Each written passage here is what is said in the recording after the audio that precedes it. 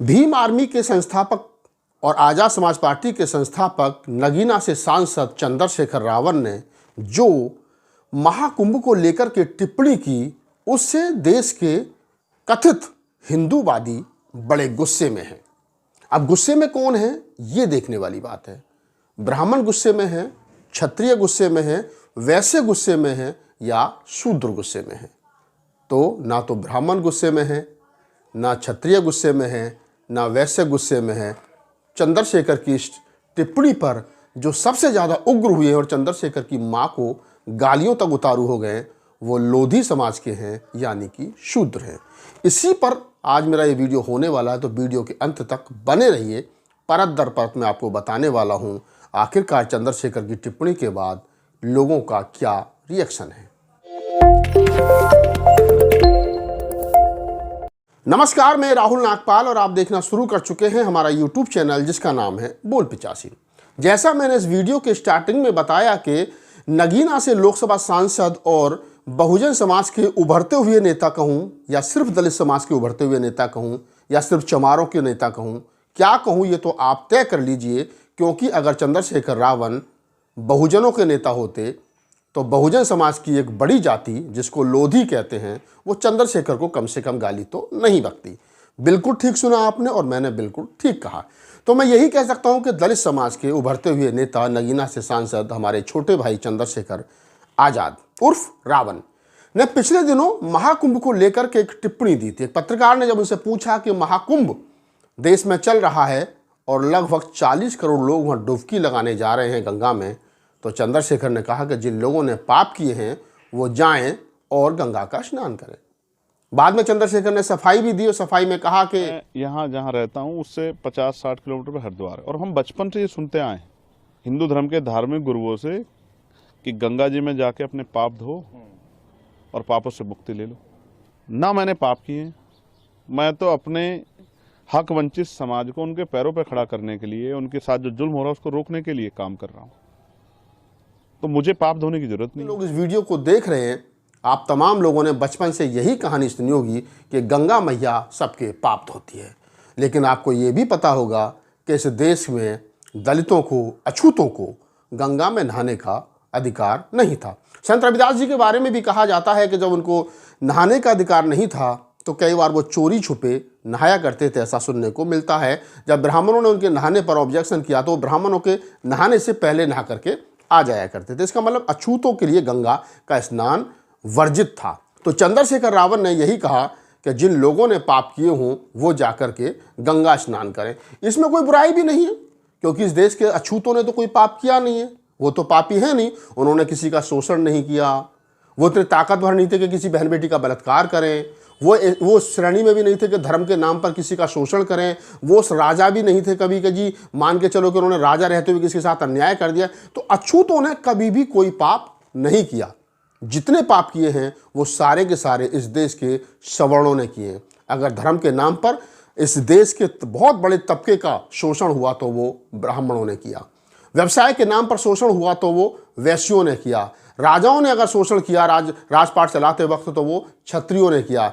इस देश के अछूतों ने कभी किसी का शोषण नहीं किया, तो उन्होंने पाप नहीं किया है, तो वो गंगा स्नान नहीं करते और ना ही उनकी कोई आस्था गंगा स्नान में है। बस ये तो मैंने चंद्रशेखर रावण के बयान के बारे में आपको बता दिया कि चंद्रशेखर ने ये बयान शायद इसलिए दिया होगा क्योंकि पूरी की पूरी जाति, जो समाज जो है, जिसको हम अछूत समाज कहते हैं, उसने कोई पाप नहीं किया, वो पापी नहीं हो, लिहाजा वो गंगा का स्नान नहीं करता। अपर कास्ट के लोग इसलिए स्नान करते हैं कुंभ के बहाने, कार्तिक पूर्णिमा के बहाने और तमाम गंगा स्नानों के बहाने, कि उनको लगता है कि वो पाप करते हैं, क्योंकि वो इस श्रेणी में आते हैं, इसलिए जाकर के वो गंगा स्नान करके अपने पापों को धो लेते हैं। बहरहाल इसमें एक स्टेटमेंट जो सबसे पहले आई है वो है शंकराचार्य अभिमुक्तासुर नंद महाराज जी। उन्होंने क्या कहा है जरा वो सुन लीजिए। उन्होंने कटाक्ष भी किया है चंद्रशेखर रावण पर और चंद्रशेखर की बात का समर्थन भी किया है, और चंद्रशेखर का कहीं ना कहीं उन्होंने बचाव करते हुए ये भी कहा है कि वो ठीक कह रहे हैं। वो क्या कह रहे हैं आप थोड़ा सा समझ लीजिए। कितनी बढ़िया बात कह रहे हैं। वो कह रहे हैं कि वहाँ जो लोग गए हैं वो सब पाप धोने गए हैं। क्या गलत कह रहे हैं? एकदम सही है। यहाँ पर आने से पाप धुलता है और इसी के लिए लोग आते हैं। खराबी क्या है इसमें? उसने क्या गलत बात कही? नहीं आएंगे वो, समझते नहीं होंगे कि हम पापी हैं, वो पाप मुक्त हैं, तो हम उनका अभिनंदन करते हैं। अविमुक्तेश्वर नंद महाराज जी हैं जो शंकराचार्य हैं, अक्सर सुर्खियों में रहते हैं, कभी प्रधानमंत्री जी को हड़का देते हैं तो कभी किसी आरएसएस वाले को हड़का देते हैं। चंद्रशेखर के बारे में उन्होंने जो कहा आपने सुना, और उस पर आप क्या सोचते हैं वो तो हमें आप कमेंट सेक्शन में बता दीजिएगा। लेकिन चंद्रशेखर के बयान के बाद में सबसे पहली टिप्पणी शंकराचार्य जी की आई थी। उसके बाद में लोगों ने कोई टिप्पणी नहीं की, लेकिन एक शख्स है जिसका नाम है वीरेंद्र सिंह लोधी। कौन है वीरेंद्र सिंह लोधी? कोई ना तो एमपी है, ना एमएलए है, ना विधायक है, ना सांसद है, कुछ भी नहीं है। मैंने जितनी पड़ताल की है, पश्चिमी उत्तर प्रदेश में एक जिला पड़ता है अलीगढ़। अलीगढ़ में एक जगह है छर्रा, और छर्रा मंडी के नाम से प्रसिद्ध है क्योंकि वहाँ गेहूं की खरीद फरोख्त, सेल परचेज बड़े पैमाने पर होती है, इसलिए उसको छर्रा मंडी के नाम से जानते हैं। छर्रा, अलीगढ़, अतरौली और बुलंदशहर का थोड़ा सा इलाका ये लोधी बाहुल्य इलाका है। यानी लोधी एक ओबीसी समाज की जाति है जिसको बहुत सारे लोग लोध नाम से भी जानते हैं, जिनका सरनेम माहुरिया, मथुरिया, लोधी, इस प्रकार के सरनेम आपको इनके देश भर में मिल जाएंगे।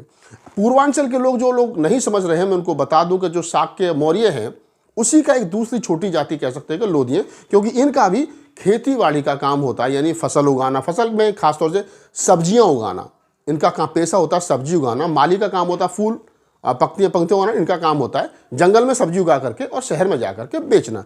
तो ये मोस्ट बैकवर्ड है। यानी बैकवर्ड में एक तो वो सवर्ण बैकवर्ड है जो जाट, गुजर, यादव, पटेल हैं।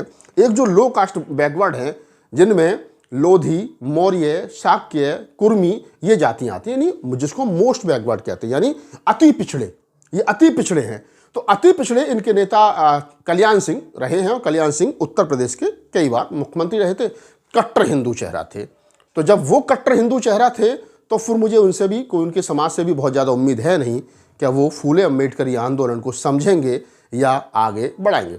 क्या कहा है वीरेंद्र सिंह लोधी ने और किन शब्दों का इस्तेमाल किया है, आप वो भी सुन लीजिए। चंद्रशेखर रावण ने बयान दिया है कि कुंभ वो जाएगा जिसने पाप किया है। पाप तो तेरी मां के साथ में किसी ने किया है जिससे तू पैदा हुआ। मैं वीरेंद्र कुमार लोधी, छर्रा मंडी। कुत्ते तेरी औकात क्या है साले? तू कुंभ को पाप योग वीरेंद्र सिंह लोधी हैं, छर्रा अलीगढ़ से हैं, जैसा मैंने के बारे में बताया। कौन है, क्या करते हैं, ये तो खैर दूसरे वीडियो में हम बता देंगे जब हमारे पास जानकारी आ जाएगी। लेकिन कल रात को मैंने वीडियो देखा तो फिर मुझसे रहा नहीं गया। मैंने सोचा कि इस पर बातचीत करनी चाहिए, और वो इसलिए भी करनी चाहिए, आखिरकार इतना गुस्सा क्यों है? वीरेंद्र सिंह जैसे लोग चंद्रशेखर की मां को गालियां देने के लिए उतारू हुए। चंद्रशेखर रावण आज की तारीख में लोकसभा के सदस्य हैं, और लोकसभा के सदस्य होने का मतलब है कि औसत एक लोकसभा के सदस्य को लगभग 18 से 20 लाख आदमी चुनता है। यानी वो 20 लाख आदमियों का लोकतंत्र में प्रतिनिधित्व करते हैं, और इस प्रकार की भाषा का इस्तेमाल करना और चैलेंज करना, ये एक लोकतांत्रिक ढांचे में चुने हुए प्रतिनिधि का अपमान तो है ही है। दूसरा, ये जातिगत उत्पीड़न भी है। ये जाति के आधार पर उसके दिमाग में जो मानसिकता बनी है कि वो चंद्रशेखर रावण क्योंकि चमार जाति से आते हैं उनको अपमानित किया जा सके, तो मैं भीम आर्मी के लोगों से कहूँगा कि वो कम से कम इसमें SC/ST एक्ट में मुकदमा दर्ज करवाएं, ताकि इस प्रकार के लोगों की मानसिकता पर एक गहरी चोट की जा सके, ताकि पता चल सके कि जो ओबीसी समाज हिंदू धर्म के रीढ़ की हड्डी बना हुआ है, और ख़ास तौर से इस प्रकार के लोग जो हिंदू धर्म को ढो रहे हैं, जिनका हिंदू धर्म में कोई स्थान नहीं है, ये शूद्रों में भी अति शूद्र हैं। एक होते हैं शूद्र, ब्राह्मण, क्षत्रिय, वैश्य और शूद्र। ये है पिछड़े, अति शूद्र, यानी मोस्ट बैकवर्ड। शरद यादव और लालू यादव और मुलायम सिंह यादव तमाम लोग कहते थे कि हम तो पिछड़े हैं, पिछड़ों में भी अति पिछड़े हैं। तो अति पिछड़े पालकी ढो रहे हैं हिंदू धर्म की, और अपने ही भाइयों को बक रहे हैं गाली। तो बस क्या कहना है इस पूरी बातचीत के बारे में आपका, आप हमें कमेंट सेक्शन में बताइए, और ऐसे लोगों को क्या इंतजाम किया जा सकता है आप खुद बेहतर जानते हैं।